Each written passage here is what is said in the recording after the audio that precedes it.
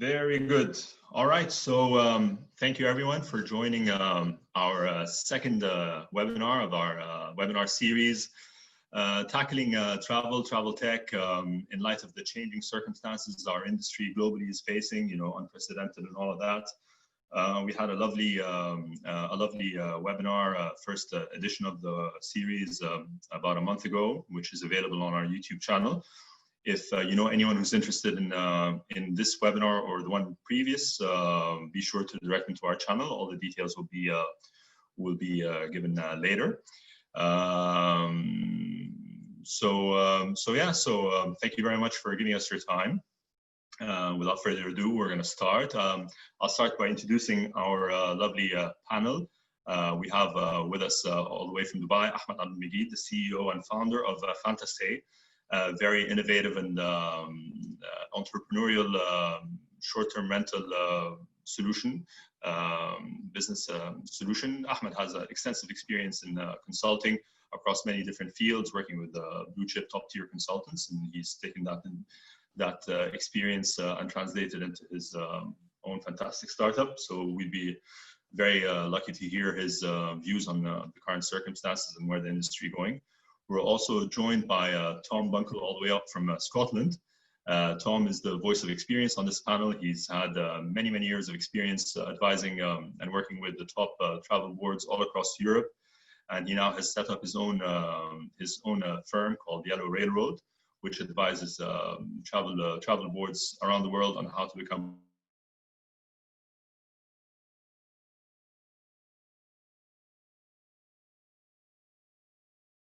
more competitive and hone their offering for guests. And with us all the way from India is Vikram, having worked with the top startups in Dubai, and now has moved to India a couple of years ago to set up his own businesses there. So it'd be great to get his own perspective. So to kick things off, I'd like to ask everyone to look into their magic crystal ball. 12 months from today, I'd like to see where you see your business being, where you see the industry moving, etc., etc. So maybe we can start off with you, Ahmed. Let us know where you see things moving over the next 12 months with regards to the travel industry and travel tech in particular. Thanks, Mohammed. Yeah, sure.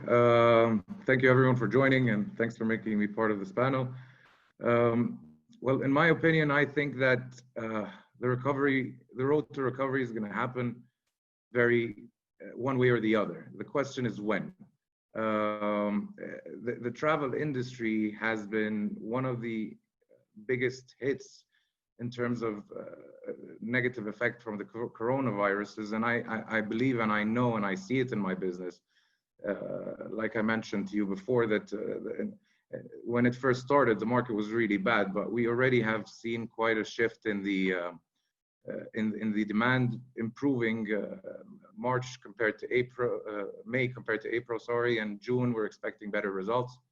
However, throughout the entire year, obviously with Expo being cancelled in a place like Dubai, the confidence level of tourism operators and companies have dropped significantly on how fast things are going to recover.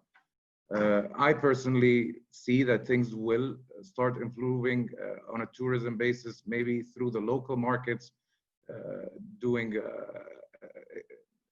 giving a lot of the occupancy instead of international travel. I believe Dubai is going the right direction with protecting itself, as well as the control on the COVID-19 situation, and airports are about to open next month. So if we come to speak specifically about Dubai, I believe that right after summer, we should be seeing a V-shaped recovery rather than many countries that didn't really react and as fast and as good as Dubai. So I'm confident about that. Of course, the travel will be very different in terms of the airports and screenings and rapid tests on airlines, and we're just going to have to adapt to this corona situation. The world cannot stay shut down any longer, so we just need to take our precautions, and I think we're just going to have to accept the fact that corona might be staying for a while, and we just have to get around it. So I think things are. I'm optimistic, so hopefully I turn out to be right. Maybe we'll note you down as guardedly optimistic, because it's with a lot of qualifications. Tom, you've worked in the industry for many years, and might I add, we're going to be putting a link to a lovely article that Tom has written, a very thorough, well thought out analysis of the circumstances and the situation about a month ago or so.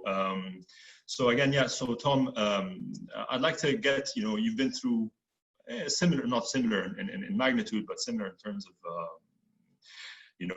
impact on possibly more acute portions of the industry. Where do you think, where do you see us being in 12 months from now? There are certain trends, certain transformations digitally and otherwise that have been accelerated. Do you see things looking significantly different in 12 months to what they were 12 months ago? Or do you see us recovering along similar paths that have been, that the industry has been moving on slowly over the years? Okay, well, there's a lot of questions in there. Let me to try and look at this crystal ball. First of all, I think I agree with a lot of what Ahmed has said, but very frankly, I'm not as optimistic. And I want to dispel 3 myths. The first is the myth of recovery. When we talk about recovery, we think it'll go back to what it was. So it's not. It's going to be change. It's going to be change much more dramatic, I think, than we've ever seen before. Tourism has always been resilient, and I've worked in crisis recovery for many destinations. And it's come back really quickly. It's been the first to come back. However, when you have an economic activity that depends on the movement of people to create value, at the moment, with this virus, it will be the last. It'll be at the back of the queue. Now, I'm going to give you the gloomy and then the positive. The gloomy first. The second myth I'd like to dispel is the new normal. I think we're probably all getting a bit fed up of hearing this cliche. And by that, I mean, yes, there's going to be a different future. But the new normal suggests we're moving from static point normal A to static point normal B. And it's not. It will be forever changing. It always has been. So I want to dispel this idea that there will be a new normal and then it'll all be okay. No, it'll be forever fluid. And thirdly, I want to dispel the myth, and this is before I even answer your question, dispel the myth of the homogenous traveler. We hear a lot of media talking about, oh, when this is over, people will do this. People will travel in this way. But who are people? We're all different people, and I think Ahmed talked about the local market coming back. We need to be very careful about who we're talking about, prioritize those segments that will be most likely to travel, create most value, and certainly in the next year, I think globally that will be largely domestic travelers. There will be some who will travel a little bit short haul to familiar destinations. But I think there are really 4 determining factors that will determine the speed of release of travel. The first is the medical epidemiological, which is a sort of tidal wave we're on, we can do very little about. And I think to manage that as we emerge from lockdown, social distancing is going to be, and hygiene are going to be the keys to encourage people to travel. The second issue is the political, governmental, regulatory issues. So we're getting on top, hopefully, or we will get on top of this virus, but how fast will different governments release lockdown? Britain is talking about a 14-day quarantine. Well, for anybody coming in, well, that's going to kill the business. We will probably find countries reciprocating. So there's all that regulatory stuff as well. Thirdly, the commercial issues. A lot of businesses, particularly restaurants and hotels, need numbers to be viable. If we socially distance, a lot of restaurants can't cope with what will be half the numbers of people in their restaurants. They just won't be viable. There will be issues around staff availability and even access to some areas. And finally, and this is the one that media give most attention to, is the attitudinal. Visitors, I believe that visitors' attitude to risk will determine their willingness to travel. And that will be different from country to country, within different groups, younger, older, more adventurous, less adventurous. And that's where we need to look for the people that will come back first. And finally, I will shut up. Finally, community sensitivity. We're seeing, certainly in the UK and in other places, a lot of communities saying, please don't come here. They're scared. They don't want people. And some countries, for instance, Spain and Greece recently have said they don't want Brits to go because of the way Britain has handled the virus. I think Greece has just changed the regulations on that. But there will be places, and particularly rural communities, who have depended on tourism that will have a lot of people who say, we don't want to open up too quickly. So there are all those issues to be dealt with. So my view is we will see domestic travel towards the end of the summer and through 2020. We'll start to see short haul picking up in 2021. But I think it'll be at least 2022. And there's issues around when will we get a vaccination? That's the watershed. That's when we'll all get let off the lead, if it ever happens. But that needs to be developed, tested, manufactured at scale, and then inoculations at mass levels. So I don't see us getting back to anywhere like we were last year for 3 years. And Willie Walsh, the chief executive of IAG, and including British Airways and Iberia, has said he doesn't see numbers coming back to anything like 2019, which may not even be desirable anyway because of climate change, until 2023. So I'm seeing quite a long haul on this one. Very interesting. Now, so we went from guardedly optimistic to pessimistic. Now all eyes are on Vikram, who just happens to be a serial entrepreneur, so he must be a hopeless optimist. Not only that, but with Byond Travel, he has a startup in India that curates all these amazing experiences for the new traveler. Where do you stand, Vikram, on the crystal ball issue in 2021? If you could unmute, please. Yeah. Thanks. Yeah. So, well, I think Tom and Ahmed have covered a large part of what I was going to say, but I think, just maybe to perhaps take a slightly contrarian view to this, I'm gonna probably start with a few silver linings that I see today, right? I think European countries have started their economic activity. India opened up or is opening up as of this week. A lot of countries have realized that a lockdown just simply isn't economically sustainable. Airlines are back in the skies. A lot of airlines have started populating the GDS with flights from July onwards. Parts of Africa, for example, are seeing a lot more routes being attached to them than previously. So playing contrarian to this answer, just to bring out another point of view, I think that there is hope. There've been talks about travel bubbles between specific countries and nationalities, and I think a lot of that will go out to build some of the trust and confidence that Tom touched upon earlier as well.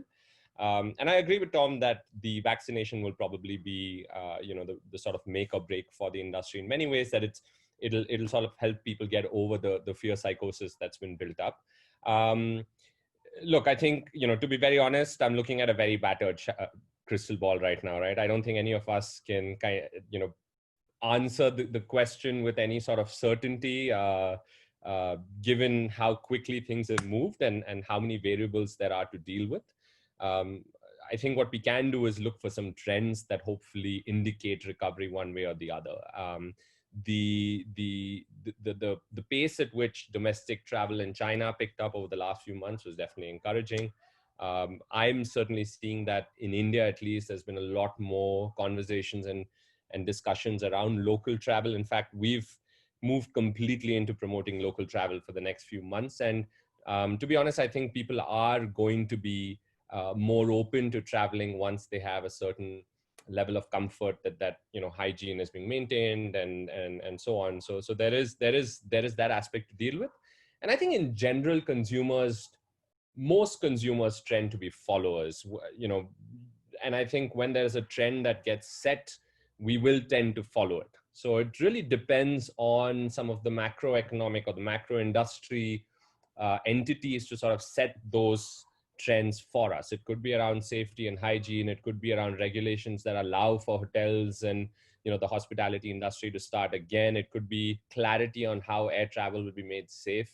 And a lot of what's being done, I think, does seem to be in the right direction. So I'm going to take a slightly more optimistic view than my other two panelists here, and say that numbers will never really recover to what it was last year in the next 12 months or so. I agree with that. But will there be a recovery in the industry? I think so. And I think it'll happen maybe in the next 9 to 12 months, maybe in parts, maybe it'll look different, but it'll happen. And I also think that the industry will be forced to become a lot leaner and a lot more efficient, which is probably good for all of us as travel entrepreneurs and for the end traveler in general. So, and that's where I'm going to leave it at, without sort of getting into any more controversy. Perfect. Perfect. So I'd like to segue back to Ahmed with the following question from what you ended up here with Vikram, in the sense that you're talking about traveler behavior, etc. Ahmed, you worked in the fastest growing, your company, Fantastay, works in the fastest growing portion of travel accommodation, which is short-term rentals. What sort of guest behaviors are you anticipating? And how do you foresee these changing guest behaviors impacting your business model over the lifespan of the recovery? Not particularly, I mean, just in general with the progress of technology and that accelerated by COVID. Thanks, Mohammed. That's a very good question. I see a very big shift in travelers' behavior. And just in the nature of being in short-term rentals, it's quite different than your typical hotel stays and booking them. You are more interactive with your guests, and that's how, for example, you get a booking on Airbnb. It's a guest who sends you a message or books directly, and he communicates and starts bargaining and asks for discounts and whether he'd like a daily cleaning plan or something like that. So I really think that in general, the travel behavior of travelers has changed over the past few years with companies like Airbnb and this whole holiday home operation growing globally. And this change has automatically given these travelers the right to ask for deals and ask for discounts. And that's what we're expecting, that people know that the industry are suffering. So they're expecting to get out of the world discounts and deals for them to be able to come to Dubai and stay in a villa on the Palm for the same price of booking a 3-4 star hotel. So the number one behavior, I think, will be that people will be very cash conscious, given the situation, of course, of Corona affecting a lot of businesses on a personal and on a business level, with a lot of people losing jobs. Yeah, people will still travel, but again, they're going to be very conscious on what they spend. The other very important thing that I think travelers will expect of us as operators and tourism companies is the health conscious and hygiene part of the apartment. So people actually used to come to Fantastay as a holiday home, preferring it over a hotel, because they feel that being in a residential building is actually better than being in a hotel that has all sorts of different guests coming in and out. So the hygiene factor is very important, and taking the steps necessary to give the client the comfort that he's arriving in a clean, sanitized, disinfected place. That's the only cost that increased on us over the past couple of months, because we really need to make sure that the units are in immaculate hygiene and health condition. The other part is, of course, the social distancing part, which I believe, and we've already started implementing it in our business with the self-check-in, the self-checkout, the guest relations officers do not really interact with the guests face-to-face, keep the social distance. Obviously, Dubai has its own guidelines on how to do the social distancing and hours to be in and out of your properties. Of course, technology, like you said, is a very important factor in terms of the guests now. As I said, before Corona, we're expecting, to have the plug next to the bed with a USB plug, to have a Netflix on the TV. So I'm assuming that this shift is really going to make people want to get into the apartment and feel like they're at home rather than just a simple hotel room with a bathroom. So yeah, I think that's in summary what I really think about the expectations and the travel trends and how we're going to cope with these changes. So yeah, very interesting response, and it again segues very well with the next question I wanted to ask. And Tom, in your excellent article that I referred to earlier, you had brought out a very interesting point that possibly moving forward, due to all these procedural requirements, testing, social distancing, etc., maybe travel is not going to be as economical as it had become. And you also mentioned that right now, maybe it shouldn't be with its impact on climate change. Now, seeing that the subject of this webinar is travel tech, do you think that technology has a role, or travel tech has a role, moving forward in bringing back down the cost of travel and increasing its accessibility to your average Jane or Joe who just want to go off and spend a week away or a weekend away in the Mediterranean or whatever, you know? So what is the role of travel tech that you see moving forward in making travel more accessible? Well, massive. I mean, digital technology will be massive. It already is. It's already brought costs down. You've seen with OTA, online travel agencies and so on. Will it address some of the higher costs that are going to happen? In some cases, yes. In some cases, no. So for example, where social distancing is inevitably going to reduce, for instance, the throughput of visitors to the Sistine Chapel or the Uffizi Gallery, to attractions. That means probably in order to get the certainty of booking that you will get in, advanced booking will be necessary for many things. That will also guarantee social distancing. That's great, but if then you're only getting a throughput of 2/3 of the people that you had previously, the costs, it's not going to bring those costs down, but it will make it far, far more efficient. And I think we're all going to have to get used to much more advanced booking, doing that on technology. And I anticipate lots of new technology that will empower consumers to make their own decisions. For instance, I think in somewhere like Cinque Terre in Italy, which is a very busy area, they have counters on the roads that link to an app. So you can live see how congested the place is. And if at midday it looks congested, you don't go there. But if it looks like it's going to be quiet at 6 and by 5:30, it's pretty low volume traffic, you go. So I think we're going to see much more of that technology being used to empower visitors to make their own decisions about what they do, where and when. And obviously things like, because of hygiene, cashless payments, which could themselves bring costs down with reducing staff requirements. And as Ahmed has said, self-service check-in and check-out, which many places are already doing. The big one, which is we're an example of right now, is a reduction in business travel. You know, everybody is using Zoom or Microsoft Teams or whatever. Will that come back? I'm not convinced. And maybe, yeah, it'll come back a bit. But I'll give you an example of, I think it was Cisco Systems, that before all this happened, last year, I think, they decided to try and encourage all their staff in the US to be telepresent. And the question was, can you do your business through telepresence, i.e. Online?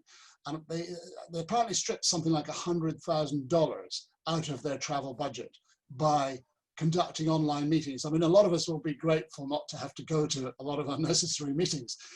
So I think that will last. I think because also it'll have an impact on a reduced necessity for office space. So people won't have to commute into offices. So I think that's where we'll see the biggest saving from tech. And I think things like, well, we're going to get sued for this, but things like Zoom and all these things, I mean, probably in a year's time, we'll look back and say, wow, can you imagine how clunky it was? Look at the technology we have now. So there will be that. But that leads me on to conferences, because conferences are dead right now. And I actually think, unlike business travel, conferences will come back, not to the extent that they were before, but just because there's a human need. People want to meet other people and they want to network, they want to chat about ideas, they want to just socialize with others. So I think we'll see by end of 2021, 2022, conferences coming back with a vengeance, but still not 100%. the way they were. We'll see AI, artificial, what I would call tasters of destinations, where you strap on an artificial intelligence headset, have a look at the place, have a look at the rooms, move around everywhere you might go and decide which room you want to book. That's already there to a degree at the moment. A lot of commentators have said that will replace real travel, virtual travel will replace physical travel. Well, that's rubbish. It'll just give people a more precise idea of what they might be seeing. So I think in answer to your question, it'll bring some costs down, particularly business travel, but not all. But I think we'll just see so many more new creative ways of doing what we want to do, and particularly advanced booking, getting advanced information, and empowering us to make our own decisions about what we buy and where we go, where and when. That, I think, will boom. Thanks. Thanks for that. But you've really, teed me off to ask Vikram the next question. And I really, because it's a field that I'm very intrigued by. And I know you work very closely with it, Vikram, and I'd like to get your opinion on this VR remote travel destinations. We see a lot of companies putting on the Uffizi Gallery on visit the Uffizi Gallery on YouTube with 360 video, VR, whatever. Something that I believe you work very closely with. Do you see this becoming a replacement for travel, a complement, or is it just a fad that's a flash in the pan and is just going to go away? A couple of days ago, I joined my first live yoga class on Zoom, and there were about 20 other people in the class, and the camera kept kind of switching between the two instructors, and it was really awkward in the beginning, but surprisingly quite comfortable by the time we finished. It just seemed, it didn't seem as weird as I thought it would.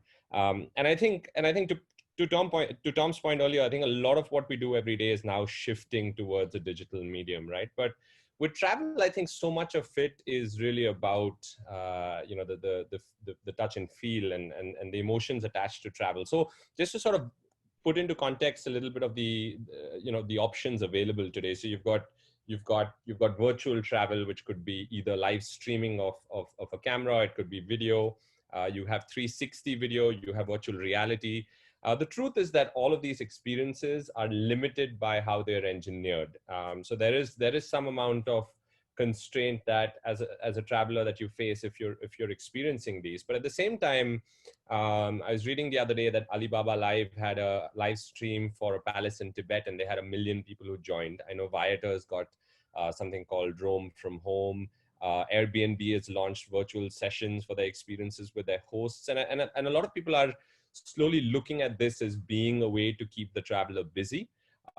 Largely, in my experience, we've done a lot of work with 360 virtual reality, worked a lot with hospitality brands and tourism boards, and I still feel that we're a long way away from the technology itself being comfortable to use on a regular basis. So we're limited by how much the hardware and the software, I guess, can do at this point.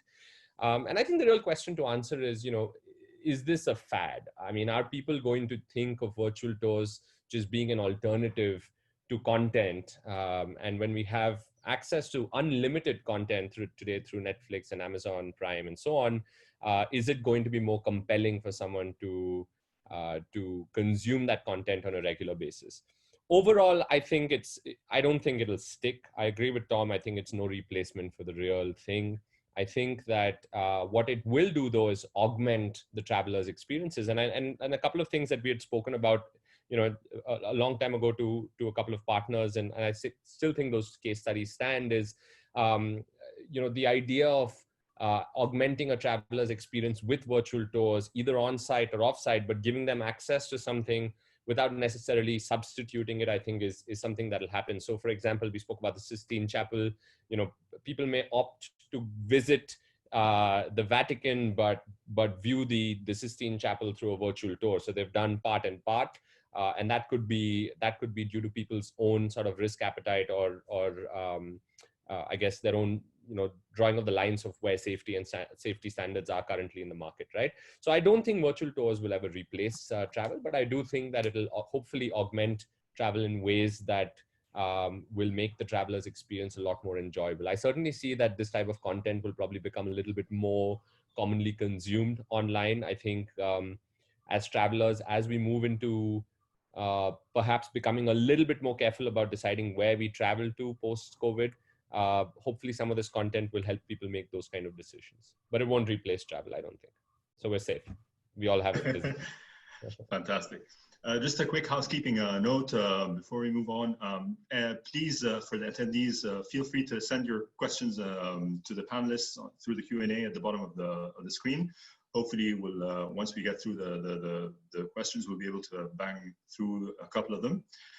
But shifting gears a bit and back to you, Ahmed, something that Tom had alluded to a bit earlier as well. And I mean, you know, through your previous experience in Petchem and working as a consultant in the MENA region, I know that you guys business traveled all the time. So we've spoken about business travel possibly being the most impacted by the circumstances of the acceleration of digital transformation through these months.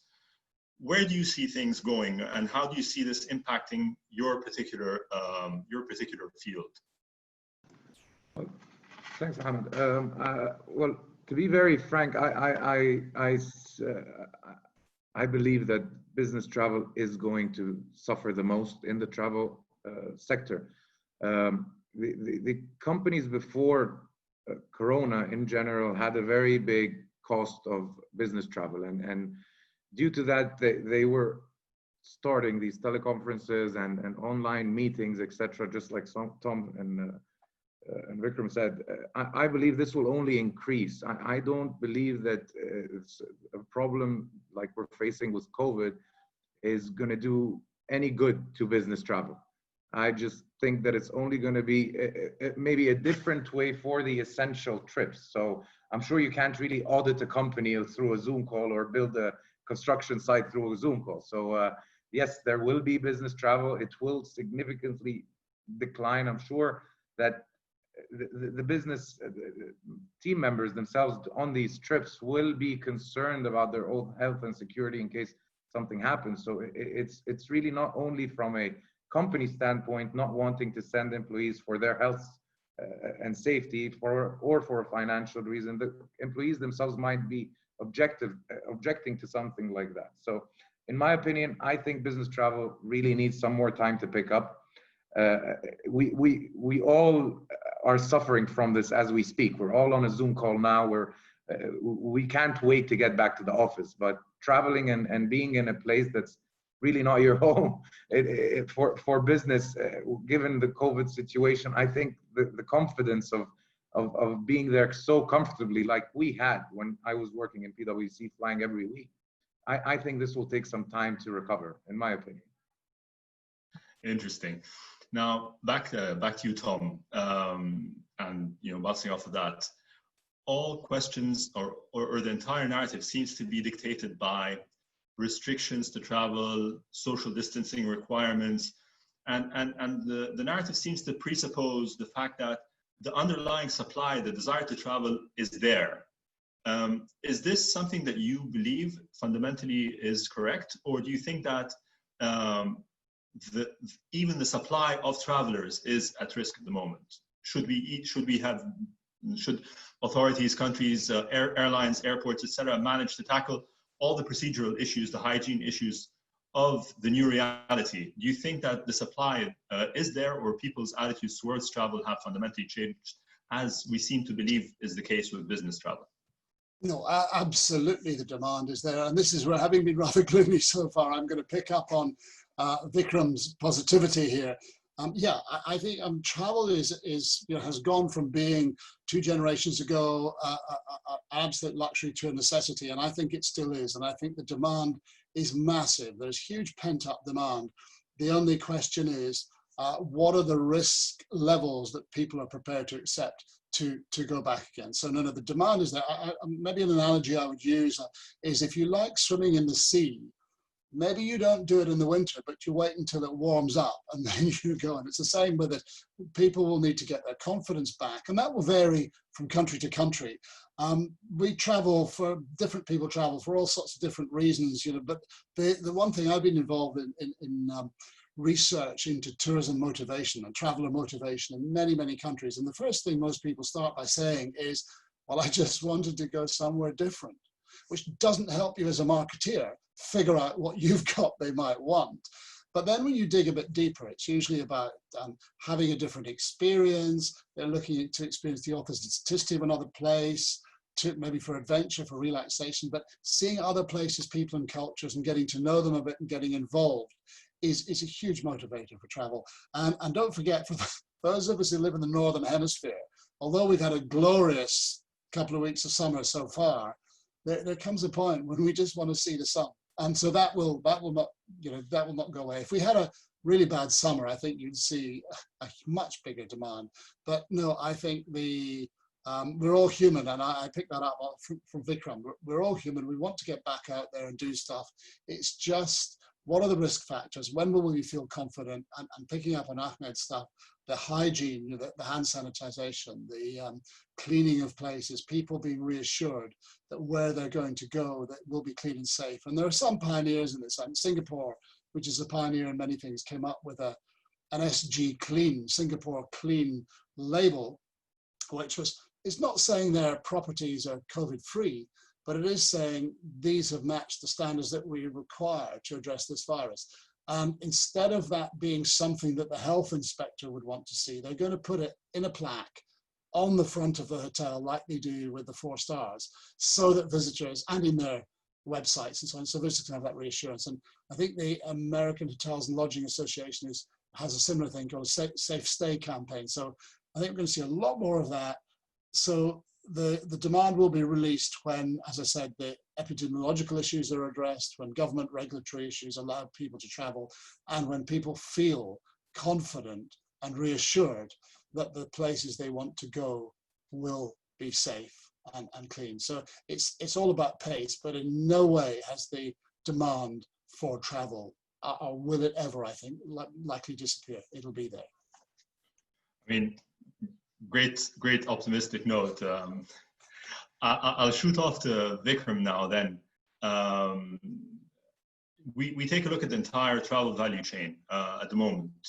And of course, as with many industries, it's an industry in the midst of disruption and flux at the moment. What part of the value chain do you, as an entrepreneur who's worked in travel tech, who's worked in multiple tech startups across the Middle East and India region, what do you think is the part of the value chain that is ripest for disruption due to COVID, or accelerated by COVID, or due to a general tech acceleration? But in your opinion, what area of the value chain do you see being most ripe for disruption? Yeah, so I think as an industry, looking outside in, travel seems to be very glamorous, and when you actually sort of break down the traveler's journey, it's actually quite unpleasant. And this is even pre-COVID, right? We're herded into overcrowded airports, and then into really sort of unpleasant boarding and unboarding of airlines. Seats are cramped, immigration's an issue. You're getting thrown off airlines, there's fights, there's all sorts of unpleasantness associated with the actual act of traveling, which is different than the experience of traveling, which is what most people will think about and glamorize. So I think we're setting the bar fairly low here in terms of disruptions or innovations that need to be made in the travel industry. I think the industry was ready for disruption or innovation and has been ready for a long time now. So I think what COVID is going to do is going to accelerate some of that. Just from the top of my head, I think from a consumer perspective, I think travel financing will be a big area to disrupt, especially when you consider the fact that coming out of this, consumer spend and confidence is going to be low. So I think a lot of work that will be done in the space of giving people flexibility on how they think about travel. A similar trend happened in e-commerce about 5 or 6 years ago, and it really sort of changed the way e-commerce was consumed, at least talking about a lot of the developing countries. At least from our own experience, we've been working on something called postpaid, which allows someone to essentially pay after they travel. So it removes some of the risk on the travelers, and you've got enough financial institutions that'll back someone who wants to make a high purchase spend. So I think that is definitely one area that will be of a lot of interest. I think travel distribution will be another important part. I think one thing that's becoming quite evident now is that there's clearly a divide that's happening between the larger distribution channels. So, folks like booking.com, for example, and then hotels on the other side. And this has been made more evident due to some of the refund and cancellation policies that has sort of come to light at this point. I think a lot of hotels probably feel that they've been treated rather unfairly by some of these channels. So I think distribution will become a lot more direct. And especially when you consider what let's say, for example, someone like a Facebook is doing now, even though they're doing it with Facebook Shops, which is on retail, but just sort of looking at bringing commerce directly in touch with consumers. So distribution will hopefully become a little bit more seamless and with fewer middlemen in the chain. So and then the third one is, I think, transparency in terms of pricing and policies. I think travelers are going to be wary of traveling with very opaque cancellation policies or very rigid or strict cancellation policies. I think there will be a need to make that a lot more flexible. And in the end, the consumer is only going to get on the road once she or he is convinced that their money is safe. And I think what COVID did is it put a lot of that into question. So largely I look at, like I said, financing, distribution, and the actual sort of consumer experience of policies and transparency. Yeah, it's a very good point, especially with regards to the policies. I mean, over this summer, the number of people that we know who had trips, personally, who had trips cancelled and have had almost a labyrinthian nightmare trying to get their refunds through whatever booking website has been definitely an eye-opener.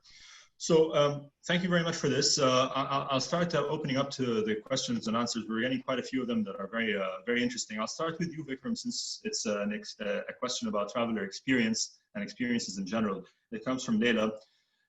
She says, assuming greater anxiety and risk aversion for many travelers, is there a greater opportunity for nature-based adventure outdoor experiences where visitors can socially distance more easily? Or do you think that tourists would prefer what they know? I mean, is the new reality going to be putting a premium on social distancing or a premium on the familiar, in your opinion?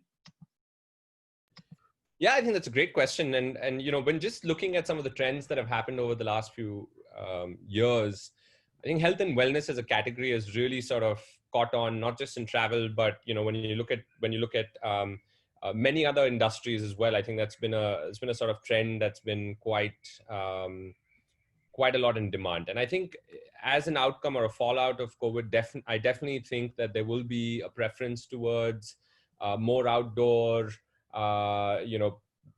hopefully more healthier experiences if people are looking at it as a larger holistic evolution of how they want to experience the world around them. But at the same time, there are constraints on the infrastructure available to host travelers so that this is made possible in a manner that people are going to be satisfied with. At the end of the day, travel is a transaction between someone paying money and someone offering a service. And there has to be a match in terms of perceived value versus, what is being offered. And anytime that gap exists, then that'll be, basically people saying that you're charging too much money or that this is not what you promised for, right? So I think that there will be a little bit of work that needs to be done from the industry to sort of make sure that the infrastructure is set up to accommodate that. The other question to ask is, are people going to change their expectations on a per dollar spend basis? Are they going to prefer having access to fewer facilities but more hygienic versus saying, I'm spending good money and I'm one of the few people traveling, so I actually want more for my dollar spend, right? And that's a tough one. And I don't know how that's going to go, given that everyone in the industry has been hurt by what's happened and everyone's trying to recover and, make their share of money back.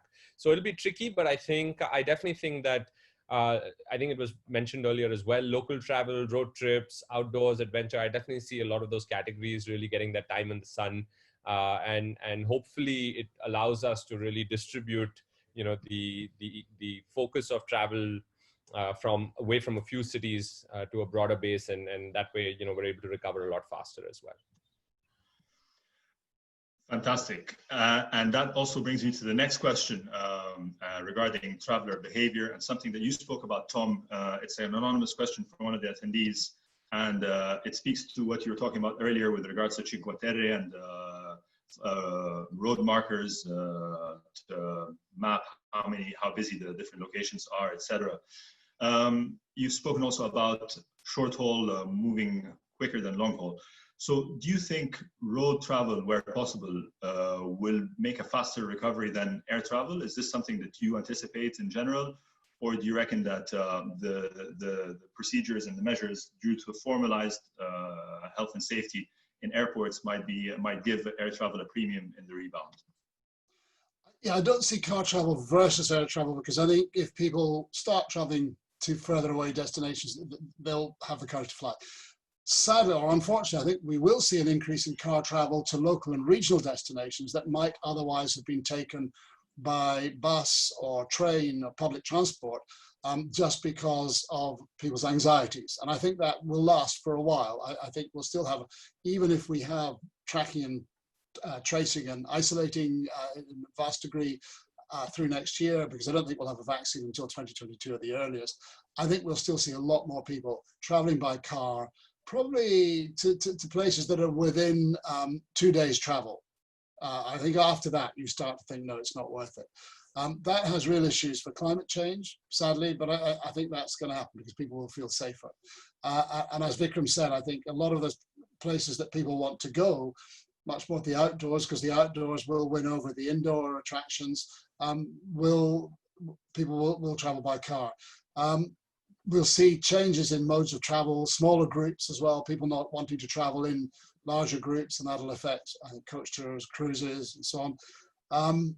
But my fear is, if we do have this trend, and I think Vikram's right, to go to places where people will not be in crowds, so we see a decline in city breaks and a desire for more of the outdoors. My real fear is that we just shift the over-tourism problems that we have had from the previously congested spots into new congested spots that, in many cases, are environmentally too fragile to cope with it. So there's going to be it's going to place a lot of strain on the authorities on the ground to manage traffic flows, to manage access, to manage environmental impact. So that's a fear I have, that we just shift the problem to the remote, undiscovered, secret, hidden, natural outdoor spots, and they become like the crowds on Mount Everest. Hopefully not, but certainly, yeah, I think sadly the car will become much more popular as a means of getting to more local and regional destinations than it has been for some time. And that will possibly also be in place of the quick, no-frills airline short breaks to regional cities. I think we'll see the car, not people going to those places by car, but going much more by car to closer to home places. I want to be cognizant of the time. We don't want to, so I'll take a couple of questions for Ahmed in particular. He was asked by two anonymous attendees, two questions kind of into one. Do you see the future of short-term rentals versus hotels being, the two offerings being dragged into a price war, as hotels with their high overheads needing to fulfill and fill up their inventory of rooms, going into a price war with short-term rental apartments? And you've spoken about local travel, and we've all spoken about local travel. What do you see? How is that going to impact your business, catering more to local travelers rather than international travelers?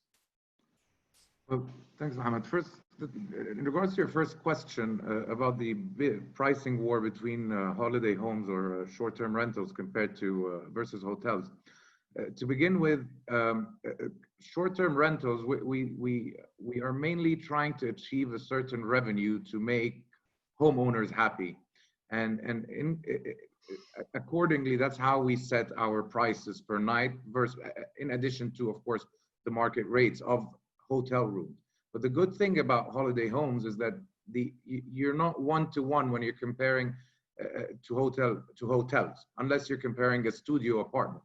But as soon as you get into a one-bedroom with a living room and a kitchen, or a two-bedroom or a massive villa, you don't start really compare the same things towards each other.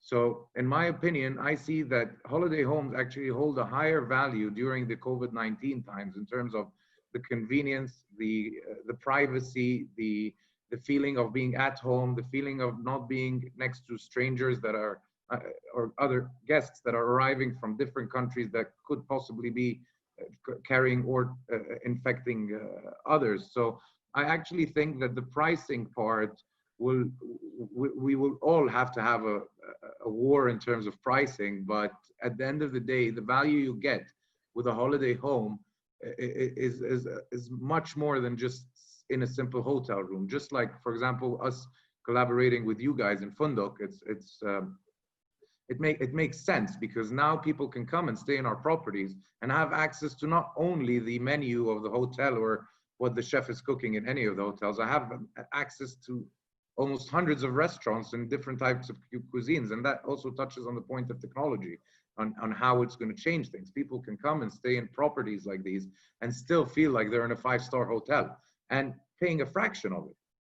So yeah, pricing, I don't think hotels will be able to compete with holiday home pricing because of course the overheads for an operator of holiday homes is not as much as running